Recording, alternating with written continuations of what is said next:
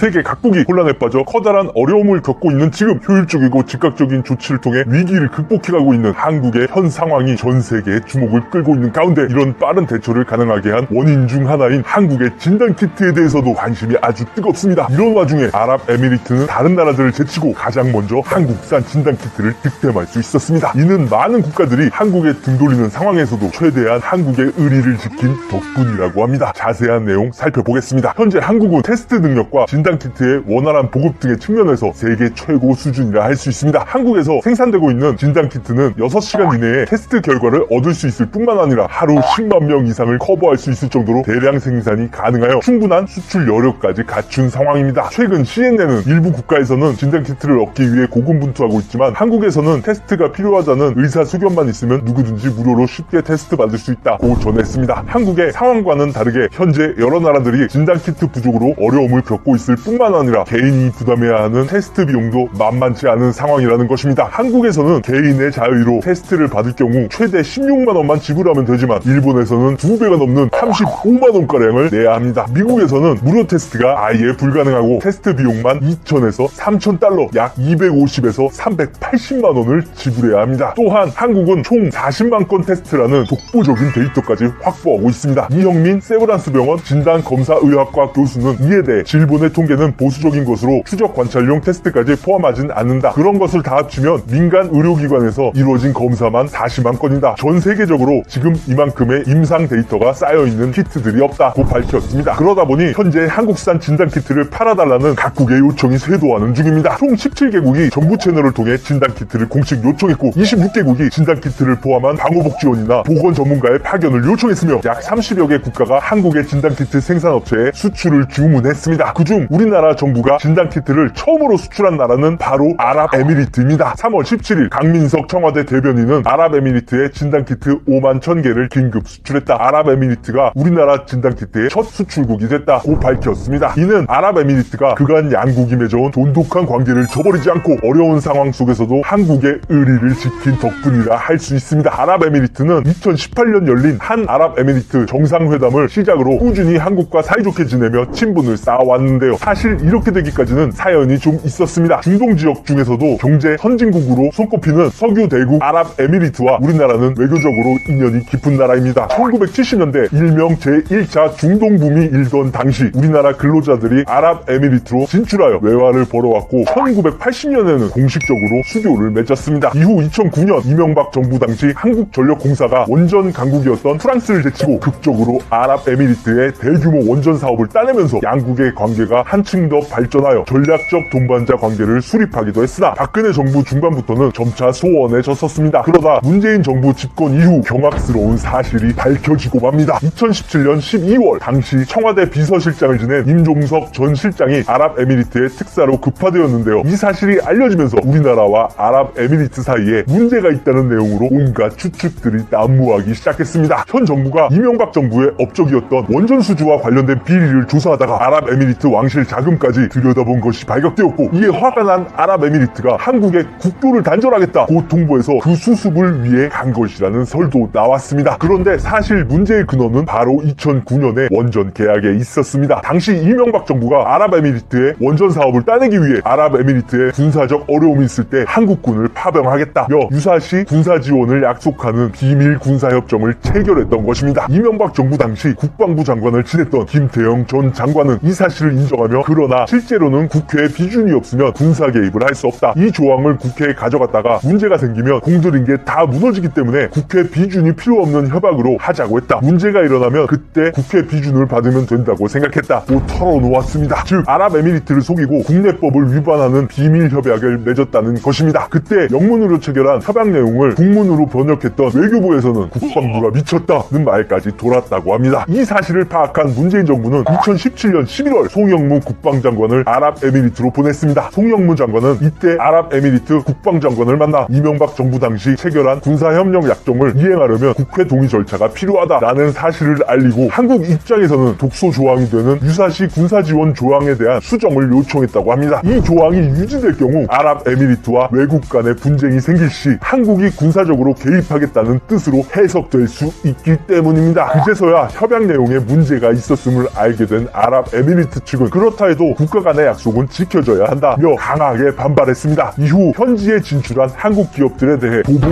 행위를 하기도 했습니다. 결론적으로 임종석 전 비서실장은 이 문제를 수습하기 위해 아랍에미리트에 특사로 파견 간 것이라는 분석입니다. 다행히 이 파견 이후 양국의 관계는 화해의 물살을 타기 시작했습니다. 2018년 1월 모하메드 빈 자이드 알 나흐얀 아랍에미리트 왕세제의 특사 자격으로 방한한 칼둔 칼리파 무바라크 아랍에미리트 아부다비 행정총장은 문재인 대통령에게 왕세제 친서를 전달하며 상호 편리한 시기에 문 대통령과 왕세제의 상호 방문이 이루어지기를 희망한다고 이야기했습니다. 또한 칼둔 특사는 임종석 비서실장과 만나 양국 간의 관계를 포괄적 전면적으로 발전시키기로 합의하기도 했습니다. 이후 2018년 3월 한 아랍에미리트 정상회담을 위해 아랍에미리트를 방문한 문재인 대통령은 엄청난 환대를 받았습니다. 모하메드 왕세제는 한국이 참여한 바라카 원전 건설 현장 원전 1호기 건설 완료 기념행사에 문재인 대통령을 초대한 후 자신이 직접 운전해 현장으로 데려가는 파격적인 의전을 선보였습니다. 또한 문 대통령을 자신의 사저인 바다궁으로 초대해 신교의 시간도 가졌는데 아랍 국가에서는 아주 가까운 지인이나 친지들 사이에서조차 서로 가족 얼굴을 공개하지 않는 것이 일반적이라 이러한 초청은 굉장히 이례적인 일이라고 합니다. 사막을 가고 싶다는 문 대통령의 한마디에 헬기 2대와 차량 수십여 대 사막의 리조트 시설인 신기루섬을 동원해 사막 체험 기회를 제공하기도 했습니다. 문재인 대통령과 모하메드 왕세제의 정상회담에서 양국 관계는 특별 전략적 동반자 관계로 격상되었습니다. 주요 목적이었던 바라카 원전의 운영권을 확보한 데다가 원전 이외에도 과학기술 및 ICT 협력, 재생에너지 및 에너지 신사업 협력 등 5건의 MOU까지 체결했습니다. 모하메드 왕세제는 정상회담 직후 먼저 한국 정부와 기업에 250억 불의 추가 협력을 제안하기도 했습니다. 이후 한국과 아랍에미리트의 교류는 긴밀하게 이루어졌습니다. 양국 간의 환율 및 금리 리스크를 줄일 수 있는 통화 스와프를 재계약했고 아랍에미리트의 요청으로 한국 기술을 적용한 사막 변홍사 프로젝트도 시작했습니다. 또한 아랍에미리트는 리비아 현지 회사 근무 중 피랍됐던 한국 국민의 석방에도 큰 도움을 주었습니다. 8월 15일 광복절에는 수도 아부다비의 여러 건물 전광판에 태극기를 점등해 축하를 보냈습니다. 이에 한국도 12월 2일 아랍에미리트 국경일에 서울 시내 주요 건물 전광판에 아랍에미리트 국기를 점등하여 화답했습니다. 이런 각별한 우애를 바탕으로 아랍에미리트는 이번 사태에서도 최대한 한국의 의리를 지킨 것입니다. 갑작스런 입국 금지 조치로 외교적 결례를 범한 일본, 베트남 등과는 사뭇 다른 모습이었습니다. 3월 5일 모하메드 왕세제는 문재인 대통령과의 정상통화에서 한국의 수준 높고 적극적인 방역 조치와 뛰어난 역량을 깊이 신뢰한다. 한국과 모든 필요한 협력을 적극적으로 해나갈 것이다. 라며 한국에 대한 믿음을 드러냈습니다. 문재인 대통령이 3월 중순으로 예정됐던 아랍에미리트 방문이 연기된 것에 대해 양해를 구하자 문 대통령님의 목소리를 듣게 돼 정말 기쁘다. 양 정상의 개인 간 신뢰는 변함이 없을 것이다. 한국의 어려움은 우리의 어려움이며 순방 연기 결정을 충분히 이해한다고 응답했습니다. 모하메드 왕세제는 문재인 대통령의 순방 일정에 맞춰 바라카 원전 1호기 연료주입 행사 일정을 조정할 정도로 문 대통령의 참석을 고대했다는데요. 이번 순방이 무산되자 양국 간 특별 전략적 동반자 관계를 상징하는 바라카 원전 1호기의 연료 장전을 함께 기념할 수 있는 더 좋은 기회가 올 것이라며 행사를 연기하는 성의까지 보였습니다. 또한 아랍에미리트는 한국의 입국을 금지하는 국가가 늘어갈 때 걸프 지역에서 유일하게 한국 입국 제한을 하지 않음으로써 외교적 신뢰를 보인 바 있습니다. 3월 19일부터는 한국을 포함한 72개국의 입국을 당분간 금지하기로 결정했으나 이는 전 세계의 상황이 급격히 악화됨에 따라 세계 각국이 전방위적으로 국경 봉쇄를 하는 것의 일환으로 이전 한국인 입국을 콕 집어 금지하며 차별을 자행했던 국가들의 조치와는 그 성격이 완전히 다르다고 할 수 있습니다. 사태의 확산을 막기 위해 외교관 등을 제외한 모든 외국인의 입국을 사실상 완전 차단하는 방안이기 때문입니다. 한국산 진단키트 수출을 요청하는 여러 국가 중 한국 정부가 아랍에미리트를 첫 수출 국가로 지정한 데에는 이런 아랍에미리트의 대응에 대한 외교적 의리가 작용한 것이라는 분석입니다. 아랍에미리트의 요청에 따라 긴급 수출한 5만 1000개의 진단키트는 12일 아랍에미리트에 도착했고 덕분에 아랍에미리트는 테스트 속도에 박차를 가하며 누적 테스트 수 12만 5천 건을 기록했습니다. 아랍에미리트 보건부는 이에 대해 인구 100만 명당 13,000건 정도의 테스트 수로 세계에서 가장 많은 숫자다 라고 설명했습니다. 적자도 불사해가며 휴일과 밤낮 없이 2달간 매일 20시간 가까이 일하면서 강행군 중이라고 하는 한국의 진단키트 개발업체들의 노고가 우리나라뿐만 아니라 여러 나라의 위기 탈출을 돕고